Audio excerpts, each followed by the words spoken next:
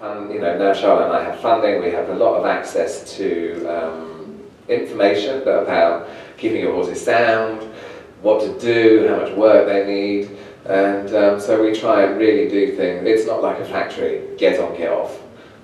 So the horses do that, then Charlotte and I ride them, and then the groups take them for another hack when they're finished, so they have a proper cooling off. We have an old saying in England that was like, when people were hunting, and it always would be like, you should always walk the last mile home. So, and that's quite interesting, I think, for anything you do, because like training a dressage horse might look easy, but you know it's actually a lot of work. And at the end of the work, it's amazing how many people sometimes when you're teaching them, they finish the lesson, they get off, they've just done a piaffe and passage, yeah, well done, that was great. They stop, they get off, they put the horse on the horse box and they go home. What about walking it off? What about relaxation? What about, you know, the acid in the muscles, all those things? So, you know, it does take a long time to, like, you know, do all the horses properly.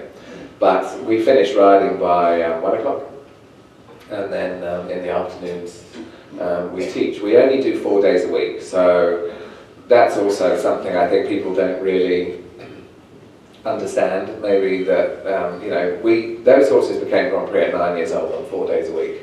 So, you know, it shows, I think, you know, like 2 days working, then a day hacking, 2 days working, and then a day hacking and a day off. So, you know, I was always taught, I was brought up like that from DWBs, and there was a very famous event rider called Sheila Wilcox, and she was the first woman to win badminton, which is our the biggest three-day event in the world. And she was the first woman to win badminton, I think, 3 or 4 times. And she taught Dr. Bechtelsheimer how to have horses really fit, and the sort of routine that they would need to become athletes, and that was 30 years ago. So I've always kept doing the same thing, and it works for us. But also, you know, we don't, obviously because the horses that we have are our own horses, so we don't make money from riding horses, so Charlotte and I have to have a business as well, you know, we have to go and teach. So, so Wednesdays, Saturdays, Sundays, Charlotte and I go and teach, and we just work the horses 4 days a week. But obviously you have to have, you know, you have to have a really good staff behind you, because, you know, I obviously have to trust the girls that work for me, that they hack them properly, that they're made fit properly. And I always think, you know, with an eventing background, that your dressage horse should be fit enough to go and hat around a one-day event or something. So there is a lot of work involved in keeping the horses ridden how you want them to ride. And then sometimes in the afternoon, Allegro and Utopia, the top horses go to the treadmill, water treadmill as well. So there's a lot of work involved, but it is like top athlete. I mean, they need to have. It is exactly 24 hours. Yeah. So. And you know, once you've had access to like people who know what they're doing, helping you like structure their things, you see what it takes to make a gold medal. And I think that's all about detail. You know, so you don't just. It's not just a great horse and a great rider, it's all the detail that goes with it that really makes winning performances. But you have worked out a very, very good system. You're still there, the horses are still on the road. Dancing with the Wolf out to Barcelona. We have got Allegro hopefully for the World Cup final in Lyon. Utopia is going with Charlotte to Addington in 2 weeks' time, so... Yeah, you're making me feel tired. Yeah, there's always a lot to do. And every year I say, this year I'm not going to do anything. And then this year we're doing everything. But I think from being Danish myself and been living in the UK, I can definitely see how you've got a system which is world-class performance comes in and help you finance and support. Do you think that was sort of the breakthrough why so suddenly British dressage has come on the map? Because normally you are last in the team competitions. Just in front of Denmark. Just in front Actually. Just behind Denmark. Actually, I have to say a little bit, since UK went up in the medals, actually Denmark did go a little bit further down, unfortunately. Well, luckily, you know, I mean, a lot of my friends have been Danish when I've been competing all the way up, but I did used to think, you know, for 20 years, you know, like whenever the prize givings came, and I was like, yeah, let's load up and go home. Because, you know, we were never in the prize givings, and that was always, yeah, it was quite hard. You just got used to not winning. You just got used to it. It's, you know, lots of people don't win. That doesn't There mean is only one winner. Yeah. But I mean, also, it doesn't mean that you shouldn't be happy with your horse, because if your horse isn't a great horse and it went the best it could, you're not going to win when there's great horses, but you should be happy with the best performance it gives. That's what you learn when you get older. You don't think that at the time. You, of course, all you want to do is win. So it has been, yeah, a long time coming. But we are, people say, you know, is British dressage because of all the funding? Obviously funding helps. I mean, like, we get paid, I think, our expenses if we're going to the show. So for us coming from England, obviously that's very expensive because we have to pay for the boat, you have to, or the tunnel. So you're talking £1,000 just to get to Calais. So 1,500 euros, let's say, or something. And then your diesel and the times that you're away from home, if it's your living and you're not making any money. So it's really, really, obviously, it helps you stay at the top. But you have to get to the top first. But it So does help you. it's quite a difficult circle, because you have to get there, then they pay you. Yeah, but you can concentrate definitely more, because Yeah. you get a personal allowance as well. So you Yeah. can actually take the pressure off. You don't need to teach them right dodgy old diesel horses to make a living. Yeah. So. But I mean, you know what happened? We ended up with 3 of the best horses in the world, all at one time. So when they all end up at the same place at the same time, Mistral, Horace, Allegro and Utopia, you get a gold medal. Yes. Really, that is the reality. You know, obviously, like, you know, they had to be trained, ridden, and also winning performances. But, you know, we had the 3 best horses in the world at the same time. It was just amazing that it happened for London as well, because, I mean, you would imagine if you had, you know, if you were riding in Denmark, you know, at the Olympics, I mean, it is, you don't know if it's going to happen in your life. You will be next, but you never know if it's going to happen in your life, and then it happens in your life. They announce that London's going to be the Olympics, and, you know, you're thinking, will that be me? Will that be, you know, how did we know that? I mean, I wanted it, but who doesn't want it? Every athlete wants it. And then the fact that it ended up there and we got a gold medal and Charlotte won a gold medal was just the most stressful experience of my life. I mean, people say, you know, it must have been amazing, did you enjoy it? And I didn't enjoy it. And I'm really, like, that's really sad, and I don't tell many people that. So it's just because it's a small group. I thought I would say it. But no, not that you would expect, obviously you expect people to imagine that winning a gold medal is the best experience of your life. Well, it was 6 months later. That's when I enjoyed winning a gold medal. I have to say, I do recall there was not many nights you had a full night's sleep. No, I didn't sleep at all.